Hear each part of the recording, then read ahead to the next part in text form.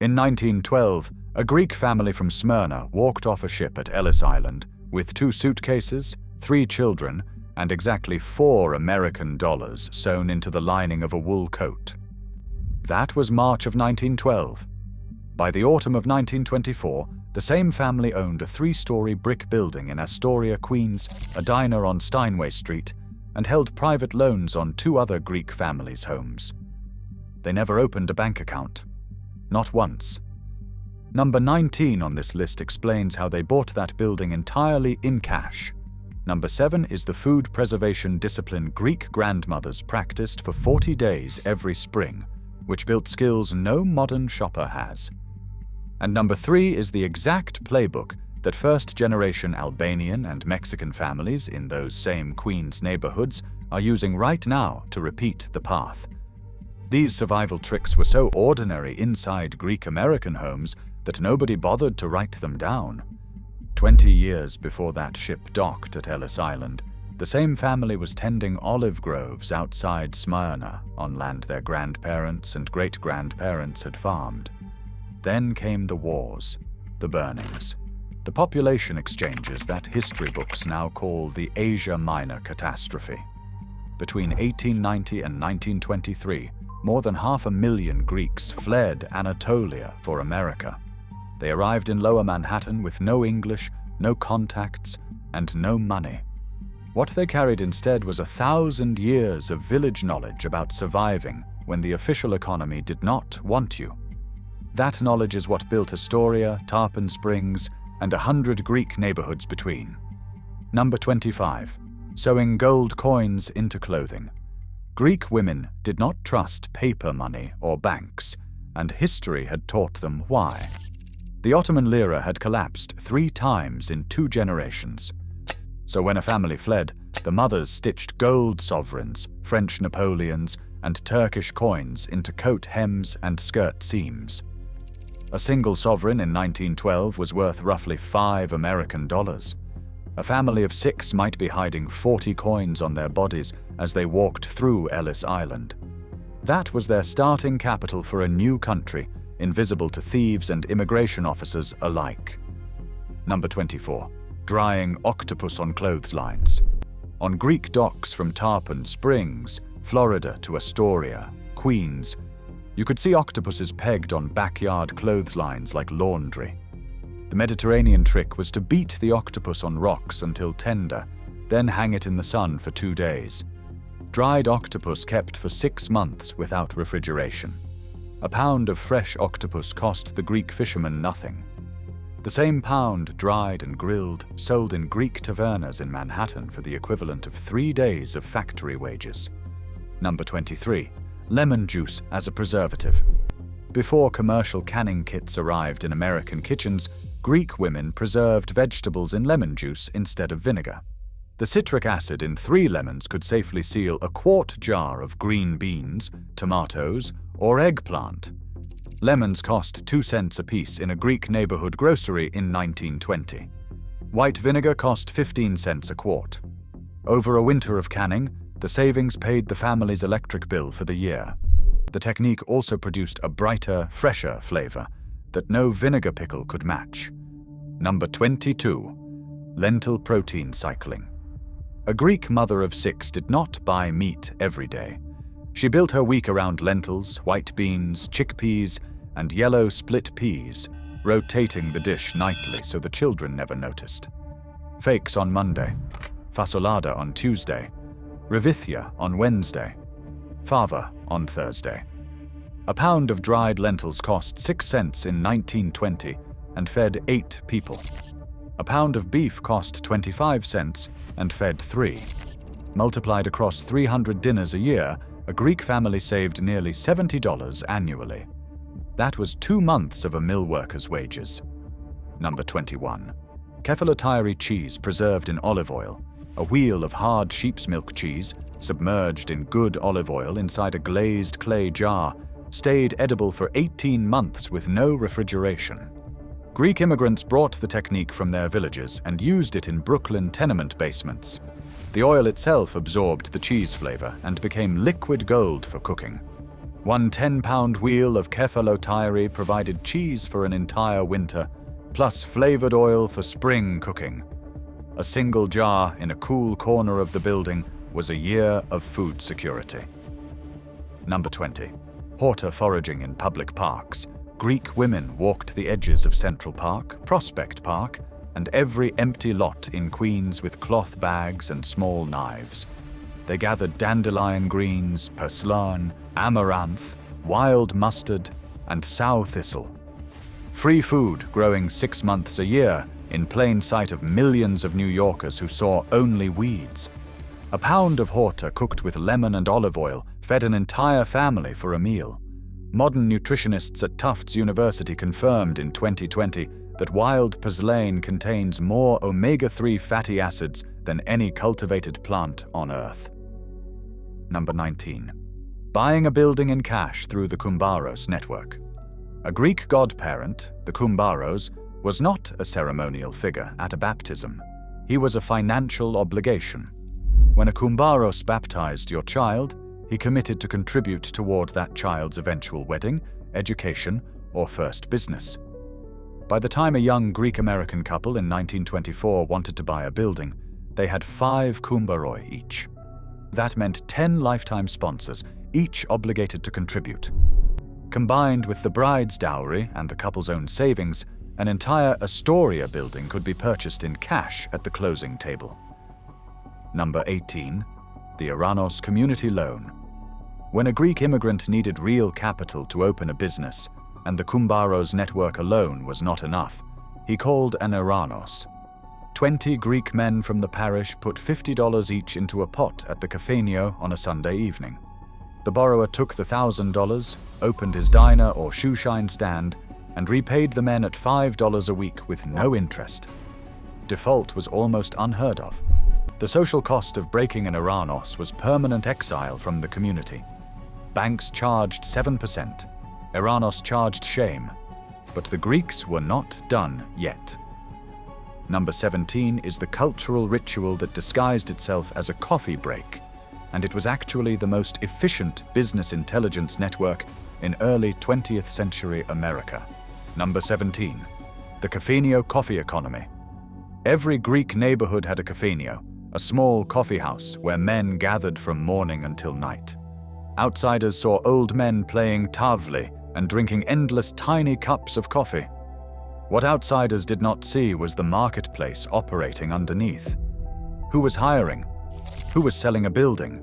Which suppliers cheated? Which landlords were fair? 3 cents bought you a cup of coffee and access to a real-time information network that bankers and lawyers paid hundreds of dollars to imitate. A Greek man without a cafenio was a Greek man without an economy. Number 16. Demetas fortune-telling for social cohesion. After Greek women finished a small cup of strong coffee, they flipped the cup upside down onto the saucer, waited 2 minutes, and read the grounds. The fortune itself was usually beside the point.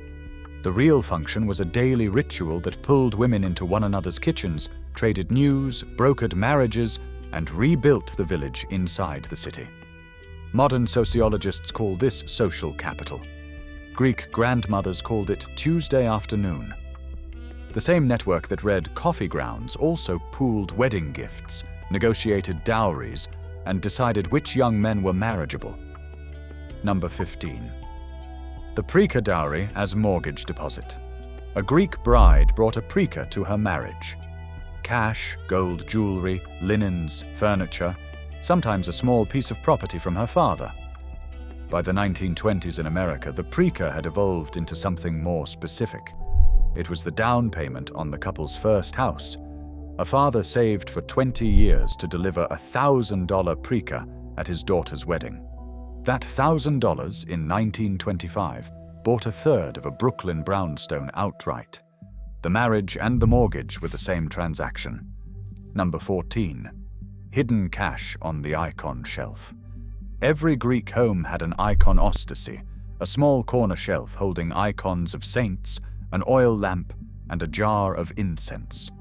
What visitors never noticed was that the same shelf usually hid a thick roll of dollar bills behind the icon of St. Nicholas. the protector of sailors, and the patron of secret giving. Greek mothers stashed grocery money, emergency funds, and dowry savings behind the saints. No thief dared touch an icon. No husband would think to look. The most secure bank in America in 1920 was 3 feet above a kitchen counter. Number 13. The vertical Greek diner. By 1930, one of every 6 Greek immigrant men in America worked in or owned a diner. The pattern was identical from Queens to Pittsburgh to Tarpon Springs. A young man worked 12-hour shifts as a dishwasher for 2 years, then 12-hour shifts as a line cook for 2 years, then opened his own counter-service diner with Eranos capital. By 40, he owned the diner. By 50, the building. By 60, 3 buildings. The Greek diner was never just a job. It was a 20-year apprenticeship to the landlord class. Number 12. Family labor in shifts. A Greek diner ran on family. The father worked the grill from 5 in the morning until 2 in the afternoon.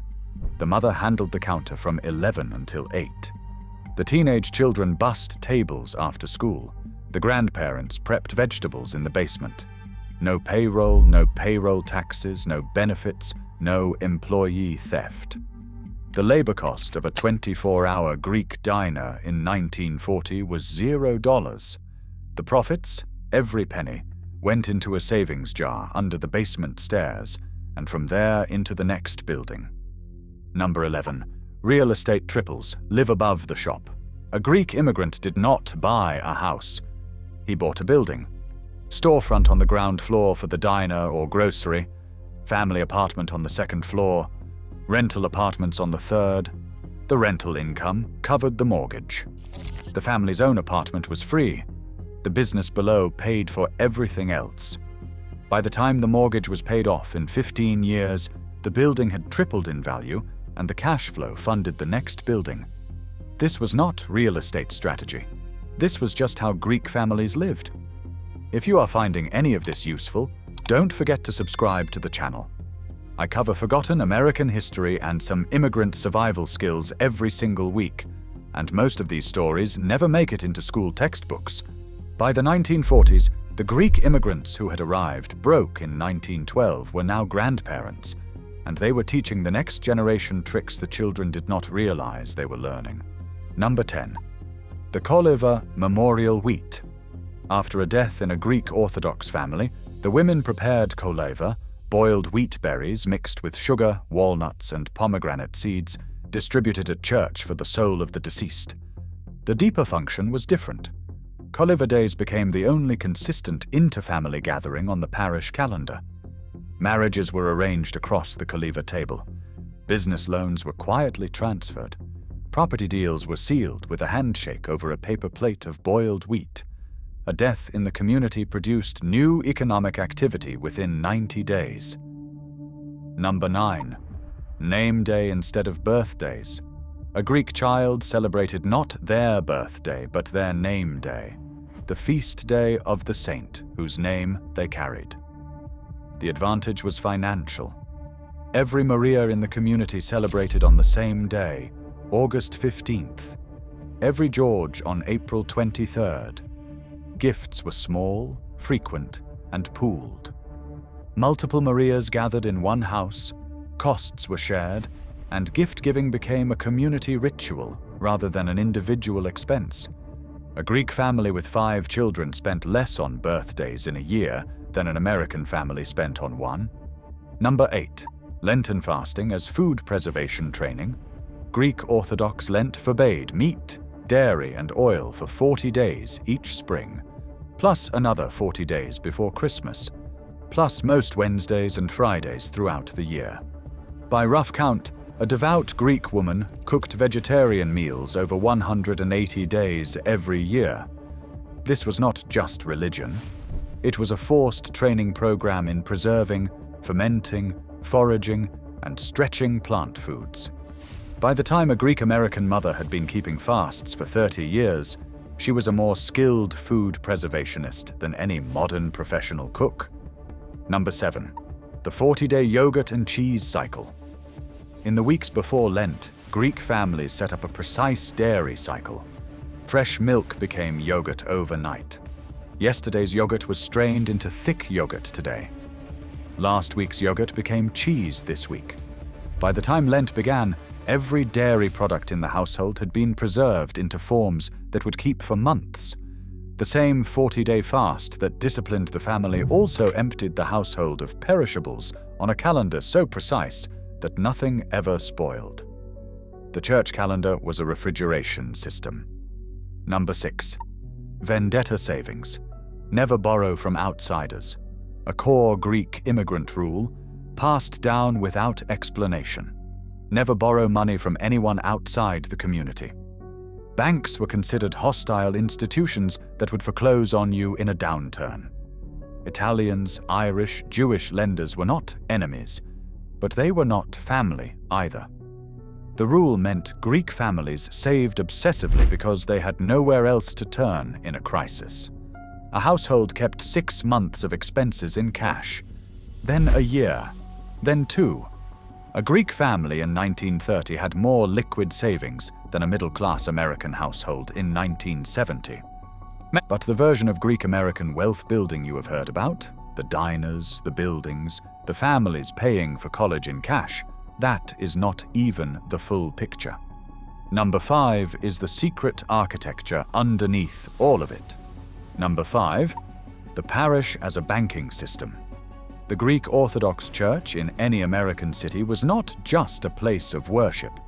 It was a chartered non-profit that owned land, collected dues, maintained cemeteries, and granted scholarships. Most parishes also operated informal credit unions decades before formal credit unions existed in America. A Greek family in good standing with the parish could borrow against the church's holdings at 0 interest, repaid as additional tithing. The church was a bank that never foreclosed and never refused a member in genuine need. Number 4. Marrying for capital pooling. Greek marriages in the first 2 American generations were largely arranged by the mothers and the koumbaroi. The official reason was preserving Greek heritage. The actual function was capital pooling. A young man whose family owned a flower shop married a young woman whose family owned a grocery. Within a generation, the combined family owned a building containing both businesses. Romantic love was not absent, but it was the second consideration. The first question asked of any suitor was not whether he was handsome. It was what his family already owned. Number 3. Teaching grandchildren Greek for trade networks. A Greek grandmother in 1960 insisted that her American-born grandchildren speak Greek at home. The cultural reason was real. The economic reason was bigger. A Greek-speaking grandchild could enter the Greek shipping network, the Greek import-export business, or the Greek tourism industry as an adult, with built-in trust and 0 translation costs. Mexican families in California today are doing the exact same thing with Spanish. Albanian families in Queens are doing it with Albanian. The grandparents who refuse to switch languages are not stubborn. They are protecting an economic asset worth millions of dollars over a lifetime. Number 2. Multi-generational housing as wealth amplifier. A Greek-American household in 1940 contained, on average, 6 to 9 people across 3 generations. The grandparents watched the children, eliminating childcare costs. The parents worked. The teenage cousins contributed labor and tips from after-school jobs. The total household income was 3 to 4 salaries. The total expenses were 1 household. Nuclear family households spent roughly 50% more per capita on the same standard of living. The Greek household was an economic engine pretending to be a domestic arrangement. Number 1. Knowing exactly what 1 year of life costs in cash for your family. This was the master skill underneath everything else on this list. Every Greek-American mother in 1925 could tell you to the dollar what it cost to keep her family alive for the next 12 months. Rent, food, fuel, school, church, clothes, savings, dowries. She could project 10 years out. She could tell you what to cut if a depression came, because depressions had already come 3 times in her lifetime. She could tell you exactly how much more capital was required to buy the next building. American households today, on average, cannot tell you what they spent last month. The Greek mother was a chief financial officer with no MBA, no spreadsheet, and no software. She was also right about every number. The Greek family who arrived at Ellis Island in 1912 with $4 in a coat lining. Their grandchildren are doctors and lawyers in suburban New Jersey now. Most of them have lost almost every skill on this list. The building in Astoria has been sold. The diner closed in 1994. The cafenio on the corner became a coffee shop with Wi-Fi. The Kumbaros network has frayed. The Greek language is going. The icon shelf in most American houses today is just decoration. But walk through that same Astoria neighborhood right now and you will see something familiar. Albanian women foraging horta on the medians of Steinway Street. Mexican families pooling capital for a new restaurant on the same block where Greek families pooled capital 100 years ago. Bangladeshi grandfathers sitting in coffee shops trading market intelligence the way Greek men did at the cafenio. The playbook did not die. It just moved to a different family. Pick one skill from this list and try it. Make a jar of preserved cheese. Learn 10 words of your own grandparents' language. Save in cash for 1 year. See what happens. Then tell me in the comments which one you tried and which language your own family stopped speaking. Because these were never just survival tricks. They were how a country gets built, one immigrant family at a time, and we forgot most of them in 3 generations. As always, we'll see you in the past.